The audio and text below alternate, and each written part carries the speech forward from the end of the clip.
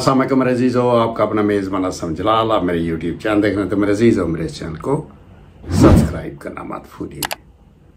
आज जनाब मोहतरम हमारे एक्स प्राइम मिनिस्टर, 3 दफ़ा के प्राइम मिनिस्टर जनाब मोहतरम नवाज शरीफ साहब एक प्रेस कॉन्फ्रेंस में ये फरमा रहे थे कि मुझे सिर्फ हुकूमत नहीं चाहिए बल्कि मुझे इंसाफ भी चाहिए, ताकि दूध का दूध और पानी का पानी हो जाए।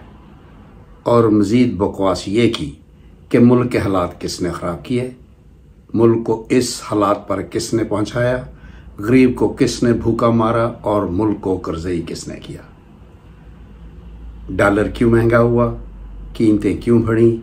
मेरे अज़ीज़ों मेरे हमवतनों, आप अच्छी तरह वाक़िफ़ हैं इस शरीफ ख़ानदान से कि इनकी ये एंड पर यही वारदातें होती हैं। जब ये लूट कर भाग जाते हैं और दोबारा NRO लेकर पाकिस्तान में आते हैं तो हमेशा इनकी यही वारदातें आपके सामने आती हैं। इनके नज़दीक शर्म व हया का एक कतरा तक नहीं है। मेरे पाकिस्तानियों, जनाब मोहतरम हमारे ex prime minister Nawaz Sharif साहब, बड़ी मोहतर से क्या मैं आपको बता सकता हूं कि हमारे पाकिस्तान के मईशत का बेड़ा गर्क किसने किया। तुम और तुम्हारे समधी, आप अच्छी तरह जानते हैं इसहाक डार साहब, जो एक साइकिलों की पंक्चर लगाया करता था और आज वो खरबपति है। उसके बेटे की जो 14-15 जो बड़े बड़े मीनार बिल्डिंग्स दुबई में है, वो कहाँ से आई। वो आपने ही इस मुल्क को लूट कर पैसा बाहर से मनी लॉन्ड्रिंग करके स्मगल किया और बड़ी बड़ी जायदादें बने। और फिर तुम्हारा अपना क्या हाल है नवाज शरीफ साहब। आप आपने कभी अपनी जायदादों का अंदाज़ा लगाया है कि लंदन में, खाली लंदन में आपकी कितनी अरबों खरबों के हिसाब से आपकी जायदादें हैं। क्या आपने कभी अपने गिरेबान में झांक कर देखा कि हमारे पाकिस्तान की मईशत का तबाही का जिम्मेदार कौन है? आप हैं। हमारी पाकिस्तानी कौम को आप मज़ीद बेवकूफ़ नहीं बना सकते, क्योंकि वो आपकी रग रग से अब वाकिफ हो चुके हैं। आपने और आपके छोटे भाई, जिसको मैं टट्टू सुल्तान कहता हूँ, उसने 16 महीने में जो हमारी मईशत का बेड़ा गर्क किया। आप में इतनी जुर्रत है कि उससे कभी पूछा हो कि भाई ये इतना पैसा कहाँ गया, ये मुल्क तबाही के किनारे पर किसने पहुँचाया।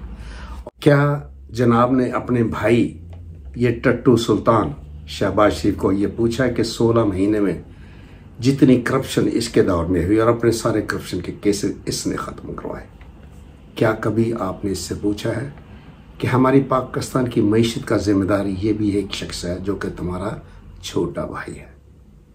इदारों को तुमने करप्ट किया, पुलिस में करप्शन तुमने की, जर्नैलों के बूट पॉलिश तुमने की, दोनों भाइयों ने। तुम्हारा छोटा भाई ये टट्टू सुल्तान, टीपू सुल्तान, ये बूट पॉलिश नहीं चाटने में भी बड़ा माहिर है और आपको भी यही वो ट्रेनिंग दे रहा है। फिर आपने जर्नैलों, जजेस, ब्यूरोक्रेट्स और पुलिस को इस कदर ब्लैकमेल किया, ये तुम्हारी बेटी की नंगी वीडियो के ज़रिए। तुमको कोई शर्म आती है ना हया, कोई खुदा का खौफ कर लीजिए। अब भी वक्त है, अब भी वक्त है, सच बोलिए अपनी कौम से। लेकिन याद रखना, जो वक्त आने वाला है, जो हालात इस कदर नागवार पाकिस्तान में हो चुके हैं, तुम्हें भागने की कहीं इजाज़त नहीं मिलेगी। हिसाब आपको देना होगा। मुल्क को तुमने लूटा है, पाकिस्तान को करप्शन का महवर तुमने बनाया है, सारी जायदाद लंदन में तुमने बनाई। और फिर तुम्हारे बेटे इतनी खौफनाक बयान देते हैं वहाँ बैठकर कि हमारा पाकिस्तान से कोई लेना देना नहीं है, हम ब्रिटिश सिटीजन हैं। शर्म आनी चाहिए। अपने गिरबान में ज़रा झांक कर देखो जनाब मौलाना नवाज शरीफ साहब, जो कुछ भी कहो पहले सोच लिया करो। जनाब नवाज शरीफ साहब, मुल्क को तबाह और कर्ज़ई तुमने किया, खरबों की जायदादें गैर मुल्कों में तुमने बनाई। टीटू सुल्तान जो तुम्हारा छोटा भाई है, 16 महीने में जो इसने हमारे पाकिस्तान का हाल किया है, मईशत का बेड़ा गर्क करके रख दिया। और फिर जो तुमने अपना समधी इसकी हिफाजत के लिए भेजा था, हमारी मईशत को ठीक करने के लिए भेजा था, सबसे करप्ट तरीन वो शख्स है जिसने हमारी मईशत का बेड़ा गर्क कर दिया है।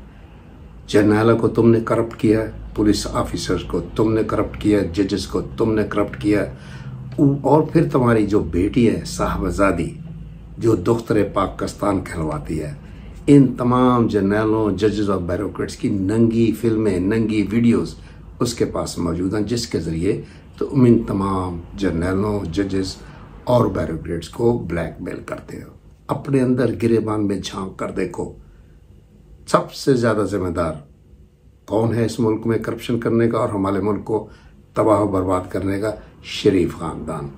और ये जो तेरा छोटा भाई है ना, इस कदर मक्कार और गलीज आदमी है, जो कत्ल 200 के करीब इसने, जो आबिद बॉक्सर ने बयान दिया था, 200 के करीब नाजायज जालिम पुलिस मुकाबले करवाकर इसने मासूम लोगों को कत्ल करवाया और अपने आप को खादमे आला कहलवाता है।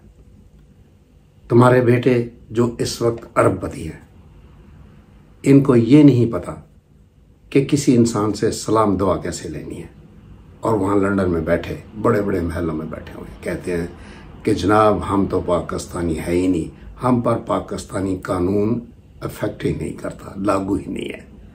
क्या इन बेटों को कोई शर्म हया है? इनके बारे में आपने कभी सोचा है कि ये ऐसे गंदे बयानात और गद्दारी के जिम्मे में जो आते हैं? आपको तो आर्टिकल 6 कहता है सारे खानदान को उल्टा लटकाना चाहिए, और आप कहते हो कि जनाब आपने इमरान खान से एहतसाब करना है।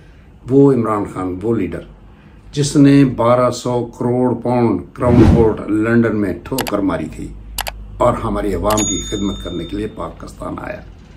तेरा सारा खानदान सारी उम्र इतना पैसा नहीं दे सकता जिसने उसे लंदन में एक ठोकर मारकर नज़रअंदाज कर दिया था।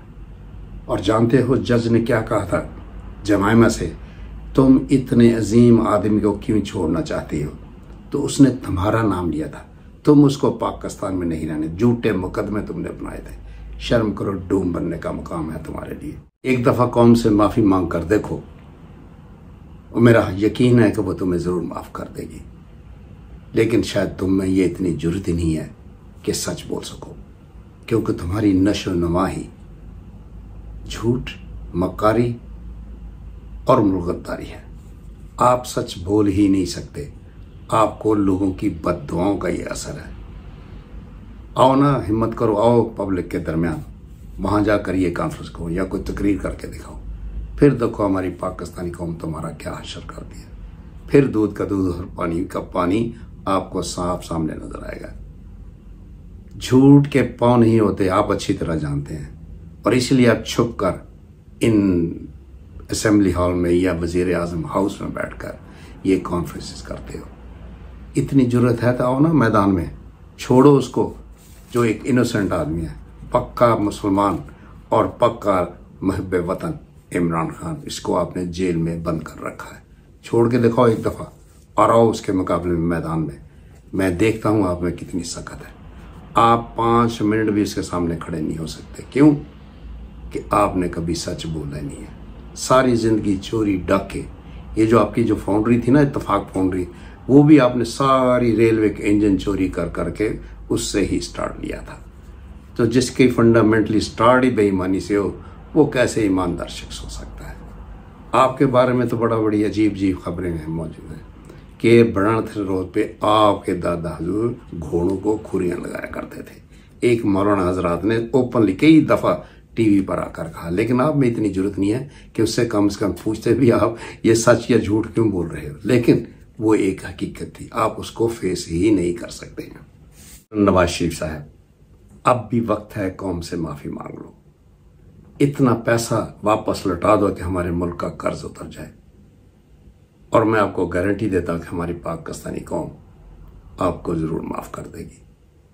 लेकिन आप में इतनी जरूरत कहाँ? हालांकि आपके लिए एक मामूली सी ये रकम होगी, आपके पास ट्रिलियन के हिसाब से पैसा है, ट्रिलियंस।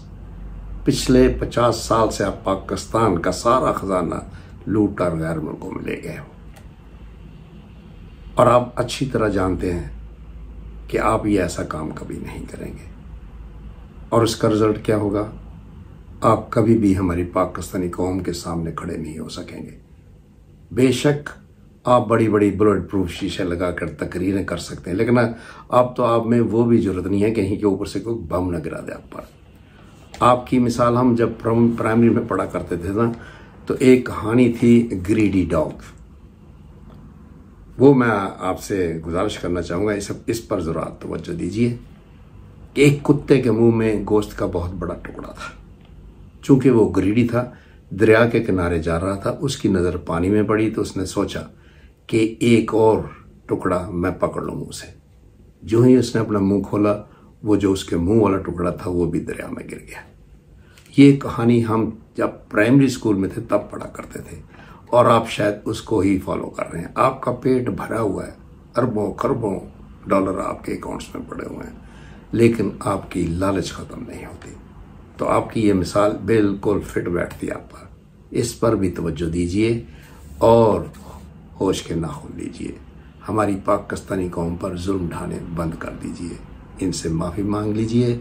इसके अलावा आपके पास और कोई दूसरा हल नहीं है।